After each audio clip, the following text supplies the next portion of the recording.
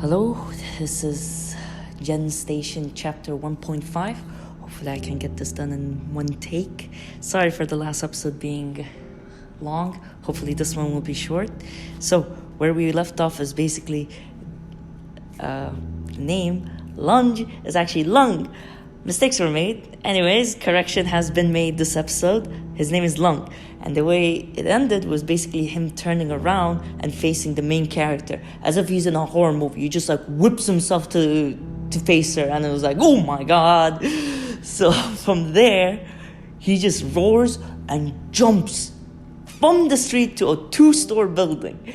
Barely gets there. He has enchanted powers, strength, speed, hearing, eyes, durability, everything you can think of. Like, damn, man, how do you contest against that?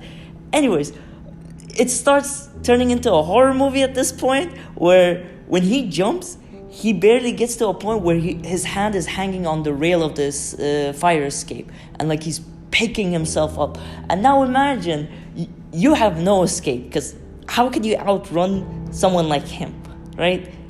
And from her perspective, the main character, you look at it, a hand made of metal, claws on the tip, flames burning up, and you're just staring and waiting, being like, how the hell am I gonna get out of this? What am I doing? I don't have anything, right? And he's slowly reeling himself in, his face slowly coming into view, his shoulder, his upper chest, and the main character is just fiddling with her a bag that she has stripped in her back, right? She's trying to figure out a way or any type of tool to get out of this mess, right? And she settles in a pepper spray. And she's like, this is the best thing I have. And she makes a mental note. Next time, I should get a knife or something, like a stick, the stick that the policemen use. Anything that would help.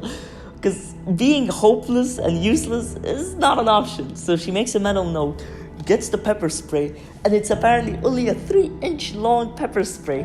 And she just like aims it, gets ready for Lung's face to come into view, and tries to hit him in the head or in the eye. Thing is, the first shot, for some reason, she whiffs it. She hits his shoulder. But the second shot, she actually aims it right and hits his one good eye.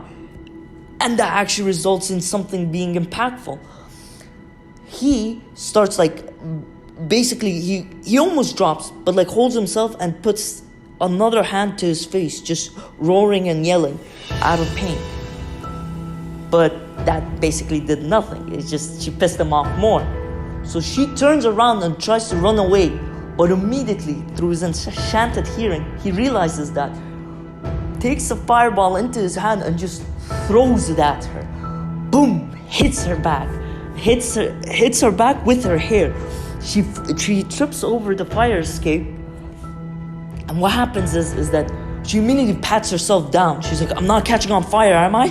And then like she immediately runs her hand over her hair, making sure her hair is not catching on fire, since it could be easily flammable, right?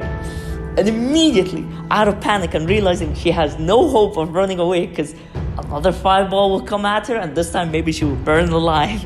Not worth taking the risk.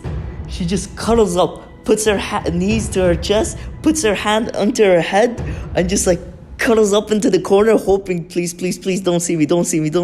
So basically, she screwed one of his eye with the bee, the second one with the pepper spray. All he has at this point is his hearing, and she's making sure to keep silent, even though he slowly picks himself up from the rail, goes through the pain, just ignores it at this point because of his enchanted healing. Yeah, a lot of bullcrap from this guy. And he's walking, trying to figure out where she is so he can basically kill her. And the thing is, as slowly as he's getting closer to her, the heat wave that he's generating from his body, because he's on fire, plus he's made of metal. Weird, but okay. He's slowly approaching her, and it's heating up the area, so she's physically in pain from the burn. Imagine being that close to fire. It's not pleasant. So she's hoping something could happen, or she's just assuming she's gonna end up dying. But then just a massive object just flies in from the top into him and poof, slams him to the street, off of the fire escape. And immediately after, two massive objects also fly in and just like land on top of next to the main character onto the fire escape. And I'm sorry, I tried my best. I used the AI generator to represent how they look like. So if they look bad, I'm sorry, but this is the best I can do, really. There are 4 characters. Apparently those massive objects are just massive dogs that are made of muscles and bones. So they look pretty messed up. And I prefer not to even describe them because... But the 4 characters that get introduced and the ones who are handling Lung apparently are the 4 villains that Lung was after, and it seems like they were the children, so she misunderstood that part. Anyways, we start with Gru. He's a bit tall than the normal tall guy, wearing like a motorcycle type of costume with a bit of highlights here and there and a skull on the middle of his face. There's Tattletale, a person that was wearing like skin tight suit with purple and blonde hair. This is the best I could do. Then there is Hellhound, and she has another nickname. I prefer not to say it, but Hellhound. She's wearing a type of like a jacket, a bit cut, skirt, and army boots, and like a dollar store mask. Just a dog's dollar store mask. And then we got Reginald. I hope I didn't mispronounce that. Weird character. I don't know how to describe it, but you can tell from the photo I didn't make a good job of that. But anyways, they introduced themselves and they beat down Lung at that point with that massive dog that's fighting him. And Hellhound basically whistles to command the dogs to attack him. All 3 jump in and start battling him, beating him down and such. Finally, it gets to a point where Tattletale says, the heroes are coming. We should probably get out. And Gru is like, you want to ride? She looks at the dog and the main character just shakes her head. And all this time, she's been keeping silent while Gru was basically introducing everyone in his team.